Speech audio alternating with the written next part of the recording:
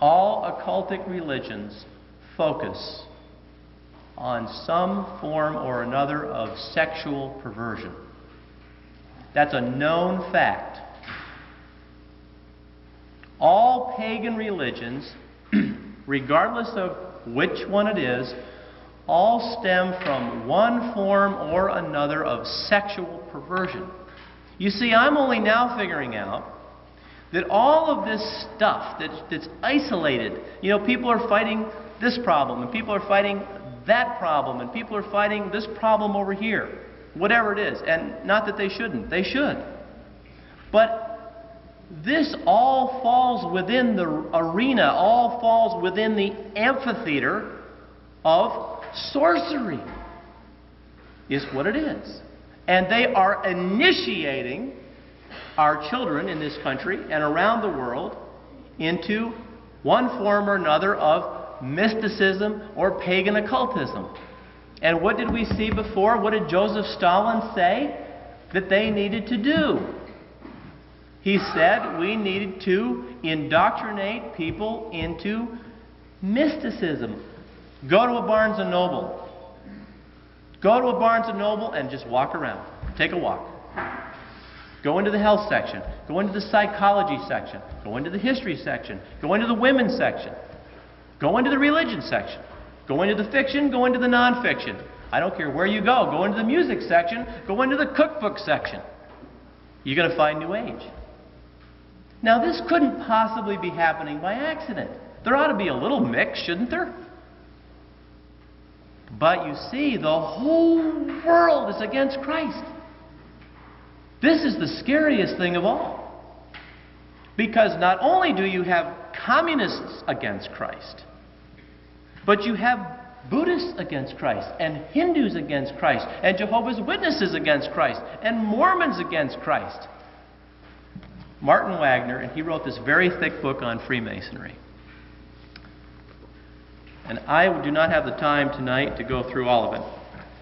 But he did one snap job, let me tell you, of researching what was termed the sacred mysteries. You're going to hear a lot about this. It's all in the bookstores today. All this stuff about the mysteries. You're seeing more and more stuff from the Aztecs and the Incas and the Egyptians and the Mayans and the Zunis and so on and so forth. Where's this all coming from? He says, having taken, and I'm on page 248, so he's done 247 pages of proof, okay, already. Having taken for our guidance the statements of eminent Freemasons, that if we would get the thought of Freemasonry and the hidden meaning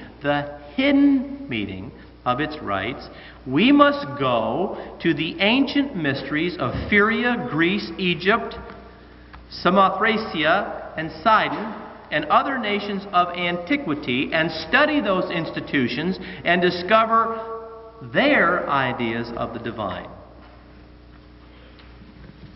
He says if Freemasonry is the mysteries restored, the task need not be difficult nor fruitless. It is with this religion set forth in the mysteries that Freemasons claim for their institution a unity, harmony, and identity. They claim and profess to set forth the same religious ideas, worship the same deity, and employ in their religious and moral instruction the same hieroglyphic methods and art speech that prevailed in those cults. And so what he has said here is, if this is what they say is true, if this stuff is hidden, it's no problem, right? We just got to go back there and see what it's all about. Of course, how many people, even Masons, are willing to do that, right?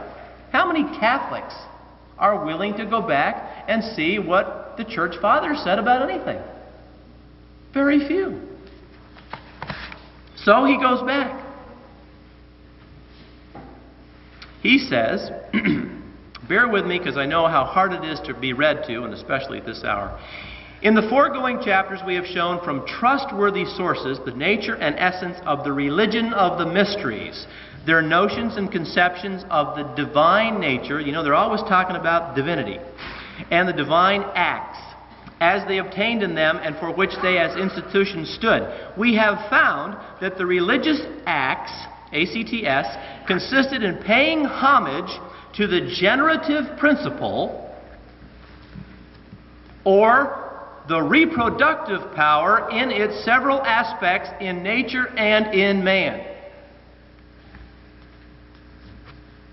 The mysteries involved in the generation of life are the facts upon which the mysteries as religious institutions were founded, and to the processes involved in the former, the rites of the latter were conformed. If then there is a unity in the religious ideas and conceptions of the divine nature in the mysteries and Freemasonry, upon Masons' own confessions and declarations, the proof is conclusive that Freemasonry is a sex cult, in which the generative powers are adored and worshipped under disguised phallic rites and symbols. Phallicism is the essence of the religion of the mysteries, and phallicism is the essence of the religion of Freemasonry.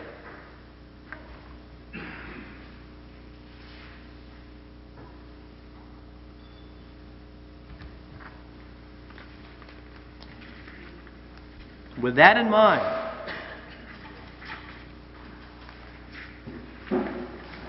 let's go through a few more acetates. This is a picture of the Washington Monument. Every picture, virtually, that you see of Washington, D.C., recently you see on the cover of books, every time you look, you see a picture of the Washington Monument. This has very, very much importance for members of the occult, because you see, the Washington Monument, to members who understand the occult, they know the Washington Monument is a symbol for the phallus. If you fly over the Washington Monument, there is a circular pool around it, which basically is a dot, meaning a dot in a circle. If you look at it from the air, can you understand what I'm saying? And a dot in a circle is a symbol for sun worship. If you go to Pat Robertson's book called The Millennium, there is a dot in the middle of a circle on every single page. A dot within the circle was the symbol used by the Illuminati. And in the ancient Mayan religion, it was used to signify Ra, the sun god. And so this is where we get the sacred mysteries. You see, we've been living with them and never known it. I did not know this myself until relatively recently. Now, this is not anything that jumped out of a hat. It's nothing new. This stuff has been going along, marching through time, right along with Christianity for pretty much ever. And the proof of the point is that Washington Monument is a perfect copy of Cleopatra's Needle, which came from Egypt. And there is I'm not sure if it's the exact one or one very similar that has now been moved to Central Park, New York. And so, you know, it's funny, once you start understanding these things, we were looking through a furniture book the other day. And you know those little furniture books, how nicely they put everything together, everything's the right color. You women know. You say, boy, I wish I could do like that. And right on the coffee table, there was what we term these as obelisk. And now we see it on fireplaces behind actors in movies. And we see it here and we see it there. I tell people about these things and they report back, hey, I saw one and it was here. I mean, they're all over the place. But you got to know what these things are. The occult knows. They've known for years. It's high time we figured it out. Okay. I took this picture myself outside the Masonic Temple in Washington, D.C. There's 2 lights outside there. If I keep talking about this, I'll probably take them away.